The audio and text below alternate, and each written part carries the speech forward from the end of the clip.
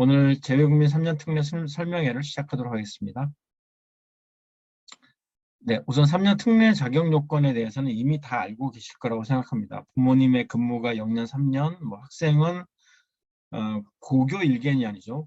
고등학교 1학년이 아니고 3년 중에서 1년만 포함이 되면 됩니다. 그러는 3년. 체류기간 4분의 3, 부모님은 3분의 2 이렇게 하셔야 되는데 예전에 어떤 어머님께서 이런 질문 하셨어요. 부모가 번갈아 가면서 일을 하면서 3년을 해도 되느냐. 그러니까 예를 들면 아빠가 1년 하시다가 직장을 옮기는 관계로 또 어머님이 1년 하시다가 다시 아버님이 재취업하셔서 다시 1년 이런 식으로 해서 세금 관계를 3년을 각각 부모님이 섞어서 이렇게 하는 경우 가능하느냐 했는데 가능합니다. 근데 제일 중요한 건 뭐냐면 여기 써 있는 것처럼 학생의 재학 기간하고 학부모님의 재학 기간이 일치해야 됩니다. 그래서 이 부분이 제일 중요하고요. 그리고 질문들을 많이 하시거든요. 네, 이런 질문들이 있죠. 아빠가 질문하신 것 같아요. 10학년, 11학년, 12학년 3특 특례인 거다라고 이제 말씀을 하시고 이제 한국 학교 기준으로 말씀하신 것 같아요. 한국 학교 기준으로 보시면 이제 체류 일수나 학기 일수, 그다음 재직 기간 이런 것이 12학년이 끝나는 졸업 기준이냐 아니면 3월 1일이냐. 왜 이렇게 물어보시냐면 한국 학교의 경우는 10학년이 3월 1일에 이렇게 시작하잖아요. 3일절을 쉬는 학교도 있지만 대부분 해외 제외 한국 학교는 3일절을 안 쉬는 경우가 많거든요. 그래서 3월 1일부터 시작하니까 그리고 기준 자체가 0년, 3년이니까 여기 보시면 이게 0년, 3년이거든요. 그러니까 3년 곱하기 365일 이거여야 되니까 그러다 보니까 아빠가 이제 고1 들어가는 때부터 시작해서 이제 쭉 있었다라고 하면 3년 특례가 되느냐고. 근데 그러니까 졸업을 보통 한국 학교들이 1월 달에 졸업하니까 그러면 3년이 안 되잖아요. 365 곱하기 3이 안 되잖아요. 그러니까 이게 특례가 되느냐를 물어보시는 경우들이 많은데 이 예외 규정 중에 하나가 고3의 예외 규정이 있습니다. 고3의 예외 규정은 졸업 기준입니다. 그러니까 예를 들면 10학년, 1학년 고1을 들어가는 3월 1일 전에 그러니까 2월달 또는 1월달 이렇게 와가지고 정상적으로 정상적으로 와서 그래서 시작해가지고 졸업을 한다. 네, 그러면 졸업하는 날짜를 기준으로 삼습니다. 근데 엄밀히 생각해 보면 아이들이 7월 달에 시험을 보니까 3학년 2학기가 안 끝났잖아요. 3학년 2학기가 안 끝났고 그리고 3학년 2학기 때 사실 학교를 다닌지 안 다닐지 사실 잘 모르는 상황인데 대학에서는 3학년 2학기를 마치고 졸업을 할 거다라고 하는 거를 예상해서 3년 기간을 허락을 해주는 겁니다. 그러니까 3년 특례 되어서 대학에 진학하는 친구들이 3학년 2학기 때 만약에 사고를 쳐가지고 학교에서 잘렸다. 그런 일은 극히 드물겠지만 만약에 그런 경우가 있다. 그러면 그 학생은 조건이 사라지기 때문에 대학 합격이 취소됩니다. 그러니까 3학년 2학기 때 학교를 정상적으로 다 다녀야 되는 거죠. 네. 그래서 그런 조건들이 있다는 거 좀 아시면 좋겠고요. 두 번째 질문은 이건 조금 다른 질문이긴 하지만 코로나로 한국 다녀오기가 너무 어려운 시점이죠. 네, 그렇습니다. 지금 더군다나 지금 오미크론 이거 터지면서 더 심해졌는데 서류 준비를 여기서 다 해놓으면 엄마나 보호자가 안 쫓아가도 되는 거죠. 네, 그렇습니다. 네, 안 쫓아가셔도 됩니다. 그리고 최근에는 트렌드가 예전에는 직접 실물 서류를 다 내는 걸로 이제 그래서 부모님들이 직접 가서 도장도 받고 뭐도 하고 이렇게 했었는데 지금은 트렌드가 약간 바뀌어서 온라인으로 서류를 업로드하는 형태로 좀 바뀌었습니다. 그래서 온라인으로 서류를 다 업로드한 다음에 심사를 다 거쳐서 이 친구가 합격이 됐다. 그러면 그 다음에 입학할 때 왜냐하면 합격했으면 여러 학교를 합격할 수 있으니까 최종적으로 나는 이 학교에 등록할 거야 하는 등록하는 그 학교의 서류 원본을 소프트 커버로 제출하면 됩니다. 즉 이제 종이로 된 거를 제출하면 됩니다. 그러니까 요즘에는 작년부터 조금 더 강화되었는데요. 서류를 직접 제출하는 방식보다 온라인으로 업로드하는 방식으로 많이 바뀌었다. 그래서 어머님이나 보호자가 안 쫓아가셔도 충분히 가능하다고 보여집니다. 작년에 12특 같은 경우는 아예 한국 안 나온 애들도 굉장히 많아요. 네, 서류만 내고 면접도 안 보고 시험도 안 보고 그런 친구들이 많아가지고 12년 특은 12특 같은 경우는 그런 경우가 많아서 아예 그냥 현지에서 머물고 코로나 다 터지고 합격 소식 다 듣고 그리고 겨우 한국 들어온 그런 친구들이 굉장히 많습니다. 해외 학교에서 3년 고1 포함해서 다니다가 귀국 후에 한국 고등학교 2, 3년을 공부해야 되는데 국내에 있는 IB 학교로 가서 DP1, 2 과정을 마치면 특례 입학이 가능한가요? 가능합니다. 조건은 요게 지금 여기 보여드리는 3년 고1 포함하는 이 부분이 특례 조건이 된다라는 전제를 이게 특례 조건이 다 맞아 떨어졌다. 네, 그렇다면 들어와서 IB 학교에서 IB를 하게 되면 네, 그 점수로 가죠. 왜냐하면 그 점수가 학교 내신이니까. 그 점수가 학교 내신이니까 국내 특례 입학이 당연히 가능합니다. 당연히 가능하고요. 뭐 특례 조건이 안 된다 하더라도 수시로 이 점수를 이용해서 수시로 가도 됩니다. 그러니까 그거는 큰 문제가 없을 것 같고요. 그래서 이제 요것까지 말씀드리고 나서 제가 말씀드리고 싶은 부분이 이겁니다.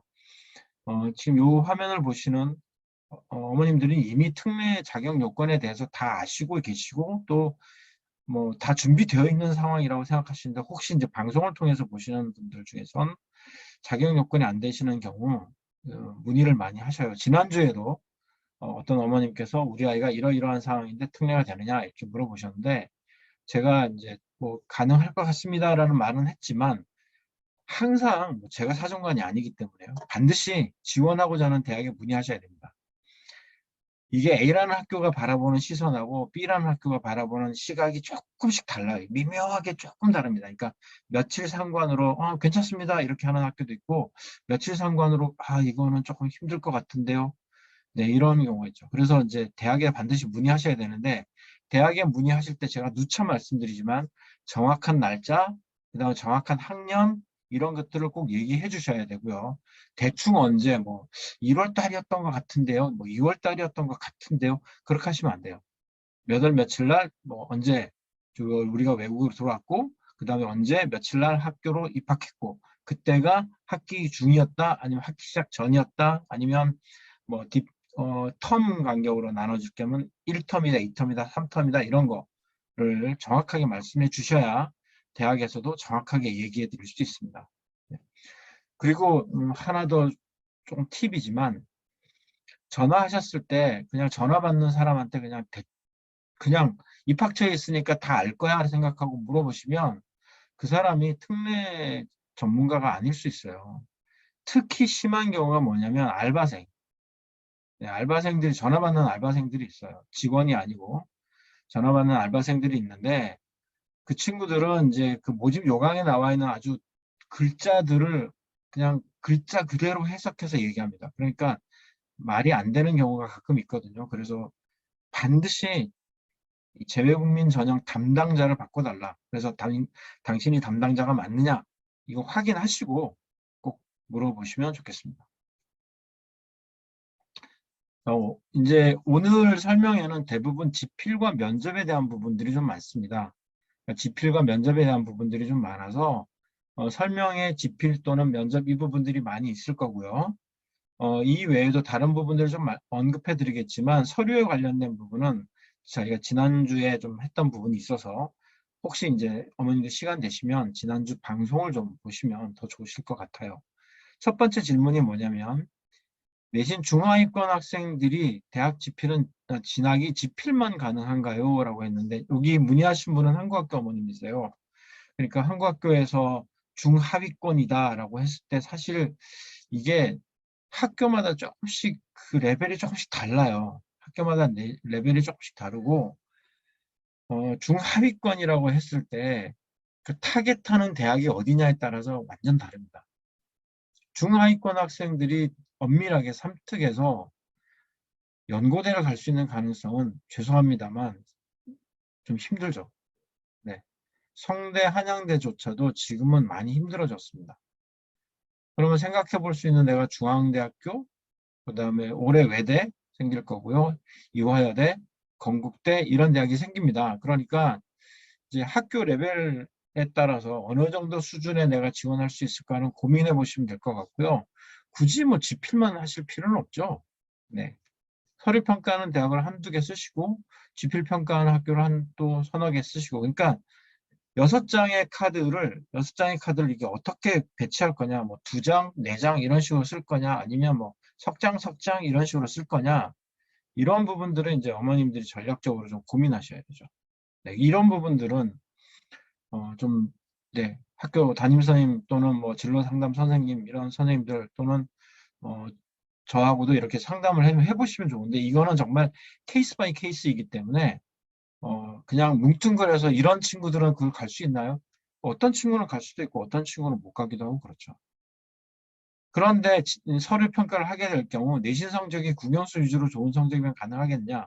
이것도 좋은이라고 하는 단어가 얼만큼 좋은인지 모르잖아요. 네.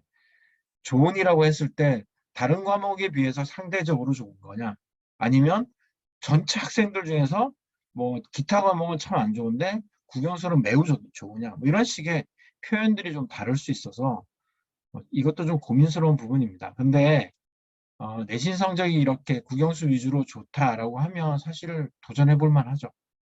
네. 그리고 솔직히 어머님들 입장에서도 서류 평가하는 대학을 지원 안 하는 건 참 아쉽잖아요. 어차피 여섯 장의 카드를 써서 여섯 개를 다 붙어도 갈 수 있는 학교는 하나밖에 없잖아요. 그러니까 지필하는 학교는 여섯 개를 다 쓰고 근데 다 붙었어요. 여섯 개 다 붙었어요. 아쉽죠? 네, 아쉽죠. 그러니까 서류 평가하는 학교를 그래도 우리 아이가 이 정도 학교는 한번 도전해 보면 좋겠다 하는 학교를 한두 군데 정도 지원하는 거 저는 아이들에게 이렇게 목표나 이렇게 도전의 동기를 제공해 주는 면에서 참 좋다고 생각합니다. 더군다나 서류를 필요할 때 내신이 제일 중요하다는 거 제가 항상 말씀드리는데 내신 관리하면 결국 지필공사가 공부하는 거거든요. 그러니까 그런 면에서는 굉장히 좋다고 저는 생각합니다. 두 번째 문제, 지필과 면접을 이제 다 동시에 준비한다. 이 경우는 학교별 기출문제에 대한 대략적인 합격 점수를 알 수 있나요? 근데 요거는 어머니 조금 힘들어요. 왜냐하면 그 해 어떤 친구들이 몰렸느냐, 그 해 경쟁률이 얼마냐, 뭐 이런 거에 따라서 완전히 다른데요. 제가 조금 있다가 경쟁률을 보여드릴 테니까 이 부분을 좀 고민을 안 하셔도 괜찮다라는 말씀을 좀 드리고 싶어요. 제가 조금 있다가 경쟁률을 다시 보여드리도록 하겠습니다. 지필 준비해야 되는 학교들의 커트라인이요. 비슷한 얘기죠. 비슷한 얘기고 시험 포인트 이런 거 물어보셨는데 네, 있어요. 이런 거. 어떤 학교는 국어에서 비문학, 뭐 어떤 학교는 문학 이런 위주로 나온다. 또는 영어도 어떤 학교는 되게 까다로운데 뭐 어떤 학교는 그냥 수능 준비만 하면 된다. 뭐 이렇게 나오고 있는데 이 질문에서 키포인트는 뭐냐? 어머님들이 다 알고 계시는 것처럼 한국의 그 학령 인구가 다 내려가고 점점 사라지죠. 그죠? 아이들이 줄고 있잖아요. 3년 특례는 인원이 줄지 않습니다. 3년 특례는 인원이 오히려 많아져요. 그런데 제가 좀 이따 경쟁률을 보여드리겠지만 서류 평가하는 학교로 애들이 다 몰려요. 그러니까 지필 평가하는 아이들로는 경쟁률이 점점 줄어듭니다. 조금씩 더 줄어들어요. 왜냐? 기왕이면 좋은 학교 가고 싶잖아요. 기왕이면 좋은 학교 가고 싶으니까 그냥 서류평가 원서 쓸 수도 있단 말이죠. 그러다 보니까 지필 보는 학교들의 경쟁률이 상당히 낮고요. 면접 준비하는 학교들 같은 경우는 더 낮습니다. 그래서 정말 지필을 조금만 공부하면 됩니다. 조금만 공부하면 우리 아이들 좋은 학교 갈 수 있습니다. 네. 이 질문은 제가 좀 더 많이 답을 좀 드리고 싶은 게 있는데요. 첫 번째 질문에서 성적은 중상 정도고 중문과를 지원할 예정이고 그 다음에 지필 영어만 하는데 토플도 없고 다른 영어 성적도 없습니다. 그래서 HSK를 더 높이려고 하는데 지필과 서류 반반씩 하라는데 두 가지를 다 해야 되나요? 이렇게 질문하셨어요. 이게 방향성의 문제예요. 여기서도 네, 여기서도 지필과 서류 이 부분에 있어서 중문과를 갈 건데 지필 보는 학교들은 HSK 성적이 전혀 필요 없습니다. 중문과인데? 네, 중문과라도. 지필 보는 학교들은 그냥 필기 시험만 봐요. 영어, 그다음 뭐 국어, 이렇게 또는 뭐 영어만 보는 학교도 있고. 그러니까 이거는 그냥 전혀 상관없이 그냥 지필만 봅니다. 지필만 보기 때문에 그냥 뭐 다른 거를 해야 될 상황이 아니에요. 그러니까 지필 보는 학교를 준비하는 입장에서는 그냥 지필 시험 준비만 하면 됩니다.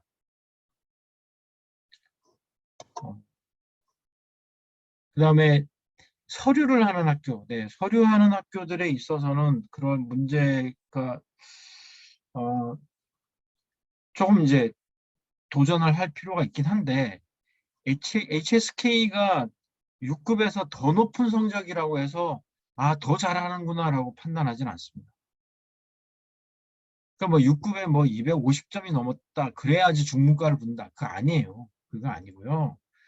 HSK는 그냥 참고할 사항에 불과합니다. 지금 이 정도 성적이면 매우 훌륭한 성적입니다. 매우 훌륭한 성적. 그러니까 만약에 서류 평가를 하는 대학에 가고 싶다라고 한다면 HSK 성적을 높여야 되는 게 아니고요. 학교 내신을 더 올리든지 아니면 영어 공부를 해서 뭐 토플 시험을 좀 본다든지 뭐 이렇게 가야지 이거를 HSK를 더 높인다고 해서 합격에 좀 더 유리하다 이거는 절대 아닙니다. 절대 아닙니다. 제가 이거는 지속적으로 말씀드립니다. 지속적으로 말씀드리는데 이 중국에 살고 계시고 중국에서 지원하는 우리 재외국민의 인원이 많다 보니까 이런 일들이 벌어지는 것 같은데요. 전혀 아닙니다. 전혀. 그러니까 이거는 좀 고민을 많이 하시고 제가 다른 방송에서도 이렇게 했던 얘기들이 있으니까 참고 좀 하시면 좋을 것 같고요. 지필 플러스 면접에서 구체적인 학교와 학과를 언제 결정하나요? 네, 이거는 입시 일정표가 나오고 난 다음에 결정하시면 됩니다. 입시 일정표. 그러니까 한 5월 정도 되면 입시 일정표가 나올 거예요. 우리 학교는 언제 시험을 봅니다. 우리 학교는 언제 면접을 봅니다. 이렇게 나오는데 일정표 쭉 보시면 어느 학교가 언제 겹치고 어느 학교가 어느랑 겹치고 이런 게 나와요. 그러니까 어, 처음에 이제 입시 일정표가 나오기 전에 최소한 제가 학교를 여길 써야지라고 이제 어머님이랑 우리 학생이 준비하겠죠. 몇 개 정도 준비해야 되느냐? 한 8개에서 10개 사이를 준비해야 됩니다. 8개에서 10개 사이를 준비해서요. 쭉 리스트를 보시고 우선순위를 정하셔야 돼요. 여기는 꼭 쓴다. 여기는 뭐 포기할 수도 있다. 이런 식으로 해놓고 입시 일정표가 쫙 다 나오고 나면 학교가 겹치잖아요. 뭐 예를 들면 이 학교라고 이 학교가 겹쳐요. 작년 같은 경우는 이제 어, 홍대하고 홍대하고 경희대가 겹쳤죠. 네.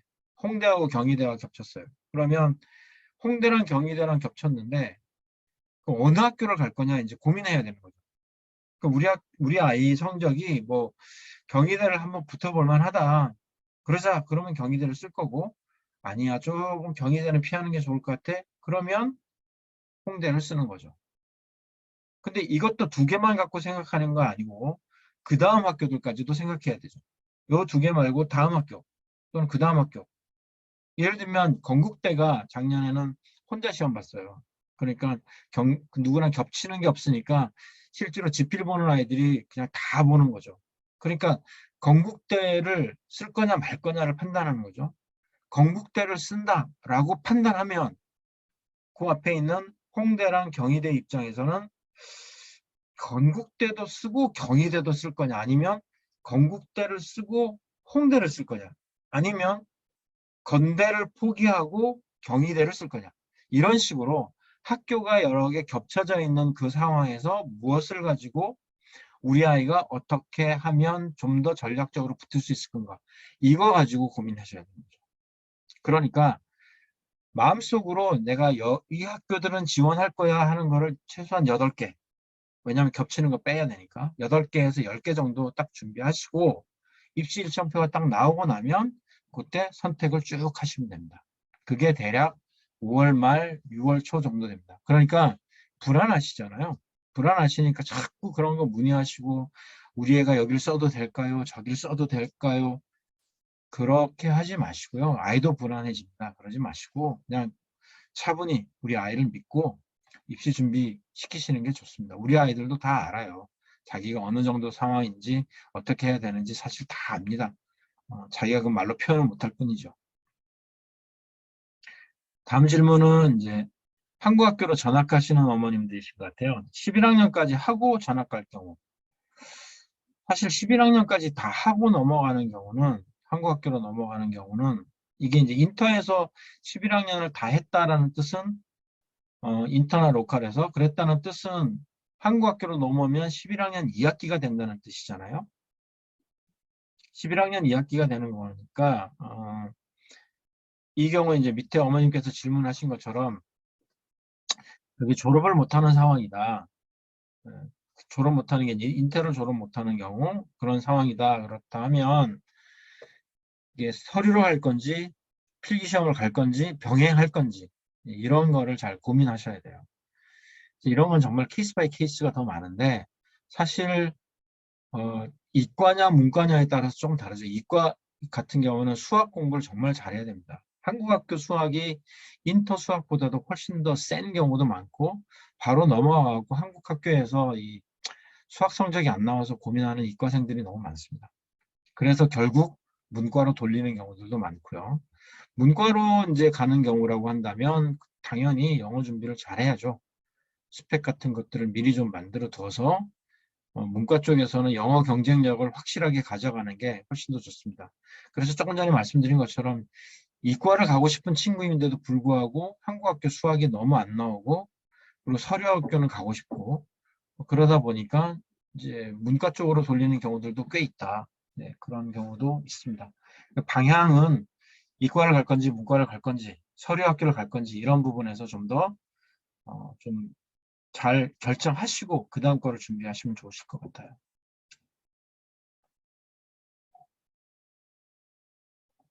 이거는 이제 그냥 구체적으로 어떤 어머님께서 물어보셔서 제가 다른 설명을 좀 드리려고 저희 갖고 왔는데요. 중대 이대 미디어 커뮤니케이션하고 광고 홍보학과 중 합격 가능성이 더 높은 학과는 어느 과일까요? 제가 이거를 알면 네, 길거리에 나섰죠. 아니면 선거판에 뛰어들었든지. 하지만 짐작은 할 수 있겠죠. 네, 짐작은 할 수 있습니다.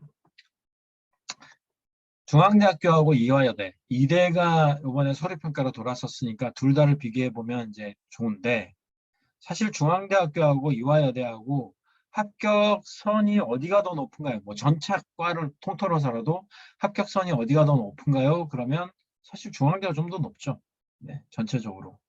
중앙대가 좀 더 높습니다. 그 다음에 이대가 사실 굉장히 좋은 학교입니다. 굉장히 좋은 학교인데 요즘에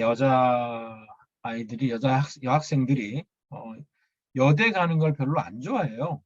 공학 가고 싶어 하고 그냥 뭐 여대라고 하는 부분에 있어서 조금 이렇게 편견들 아니 뭐 편견 아닌 편견 이런 것도 좀 갖고 있어서 그래서 공학들이 훨씬 뭐 성적이 좋은 거는 사실입니다. 현재. 근데 이제 이렇게 딸을 두신 어머님들 입장에서 한번 고민해 보신다고 하면 이대만큼 좋은 학교도 별로 없습니다. 들어갈 때 성적보다 나와서의 취업률이나 나와서의 활동 무대들이 훨씬 더 좋습니다. 그리고 인기도 좋고요. 이대, 숙대, 성신여대, 뭐 덕선여대 해서 여대들이 여학생들은 안 가고 싶어 하지만 사실 나와서는 훨씬 더 좋은 이미지를 가지고 있고 특히 이 기숙사를 보내야 되는 그런 환경에 있는 학교로 가야 된다. 그런 학생이라고 하면 특히 여학생의 경우는 여대 기숙사만큼 안전한 데가 없어요. 여대 기숙사만큼 안전한 데가 없습니다. 뭐 학교에 남학생이 없잖아요. 특히 기숙사에는 우리 경비 아저씨들 빼고는 남자가 없습니다. 아예. 그러니까 여대를 가면 학생의 안전 이 부분에 있어서는 정말 괜찮죠. 네, 뭐 워낙에 지금 대한민국 사회가 이상한 애들이 너무 많아가지고 정말 할아버지 할머니 집에 보냈다가는 아이들이 이렇게 세대 간 차이가 너무 많이 나서 힘들어하는 경우들이 너무 많아요. 할아버지 할머니는 왜 그러지? 또 왜 그러냐면 또 예, 해외에서 살다 들어간 친구니까 할머니, 할아버지하고 이렇게 소통의 방법들이 잘 안 돼 있는 경우가 많고 가치관의 차이가 너무 많이 나다 보니까 그래서 아이들이 굉장히 힘들어요. 할아버지, 할머니도 힘들어 하세요. 그러니까 독립을 시켜주기를 원하고 서로 좀 그렇게 원하는데 바깥에 뭐 원룸 이런데 여자애 혼자 뚝 떨어지고 놓는 건 너무 불안하잖아요. 그러니까 그래서 기숙사를 많이 신청하고 기숙사로 들어가는데 네, 어떤 공학들은 남자 기숙사, 여자 기숙사가 분리 안 돼 있는 기숙사들도 있습니다. 실제로 그렇습니다. 그러다 보니까 여학생들을 기숙사로 보내는 또는 바깥에서 생활하게 만드는 그런 상황에서라고 한다면 여대 기숙사 정말 안전합니다. 그런 면에서 본다면 이 중대나 이대 일반적인 케이스는 중앙대가 조금 더 점수가 높다. 그렇지만 해외에서 들어가는 친구들이 이대 또는 숙대 이런 것에 대한 선호도가 결코 낮지 않다. 네. 그렇다면 뭐 합격 가능성 그거는 무엇을 보셔야 되냐면요. 점수대도 점수대지만 실제로 중대는 공학이기 때문에 남학생, 여학생 둘 다 원서 쓰죠. 그러면 남자, 여자 둘 다 경쟁을 하게 되는 건데 이대는 여학생들끼리만 경쟁합니다. 그러니까 경쟁이 절반으로 줄잖아요. 그러니까 중대랑 이대랑 놓고 보면 사실 이대가 조금 더 합격 가능성이 높다. 그런데 중앙대는 과별 모집합니다. 학과별로 모집합니다. 그러니까 잘라서 모집을 하는 거고요. 이화여대는 그냥 계열 모집입니다. 크게 인문계열, 자연계열 이렇게 크게. 그러니까 예를 들면 미디어 커뮤니케이션을 가고 싶다 중대. 그러면 그냥 미디어 커뮤니케이션하고 광고 홍보하고를 따로따로 선발해요. 따로따로. 근데 이대는 이 영상 홍보학과 이렇게 그냥 하나로 커뮤니케이션학과 하나로 전체적인 문과 전체로 선발을 하는 거니까 경쟁은 이대가 여학생들만 모여서 좀 줄어드는 면도 있지만 그렇지만 전체적인 계열 선발이기 때문에 조금 더 치열할 수도 있습니다. 중대는 사실 과별로 눈치 작전을 좀 하면 갈 수 있는 것도 있어요. 두 과만 놓고 보면 광고홍보학과가 있는 건 사실 중대밖에 없는데 두 과만 놓고 보면 네, 미디어 커뮤니케이션이 조금 더 세다고 봐야죠. 이게 좀 더 폭넓은 과니까. 네. 이 정도면 이해가 되셨을 거라고 생각하고 조금 전에 말씀드렸던 학과별 모집이냐 계열별 모집이냐에서는 절대적으로 유리한 게 학과별 모집입니다. 눈치 작전을 충분히 할 수 있고요. 그리고 어디론가 피해갈 수도 있어요. 근데 계열별 모집은 그냥 점수 좋은 친구가 팍 질러버리면 그 친구랑 경쟁해야 됩니다. 그래서 그런 부분을 좀 감안하시면 좋겠습니다. 3특 토플 필수인가요? 전혀 아닙니다. 네, 전혀 아닙니다. 뭐 의대 3특 의대 토플을 꼭 내야 되는 몇 개 학교를 제외해 놓고 토플은 절대 필수가 아닙니다. 그리고 필기시험 보는 학교는 그냥 필기시험만 봐요. 그 토플 성적 필요 없어요. 내신 또는 뭐 서류 평가하는 학교에서도 토플은 그냥 참고에 불과하지 합격 여부를 결정짓는 그런 게 아닙니다. 네, 저희 우리 블루베리는 카카오톡, 그 다음에 위챗 여기 나와 있는 이 연락처로 연락하시면 개인 상담이나 또는 학부모님들 같이 모여서 간담회 하시는 것 그런 것까지도 저희가 안내해 드리겠습니다. 네, 간담회를 여는 거는 항상 무료로 저희가 간담회 개최를 해드리고요. 개인 상담은 상담 내용에 따라서 약간의 비용이 발생한다는 것 알고 계시면 좋으실 것 같습니다. 감사합니다.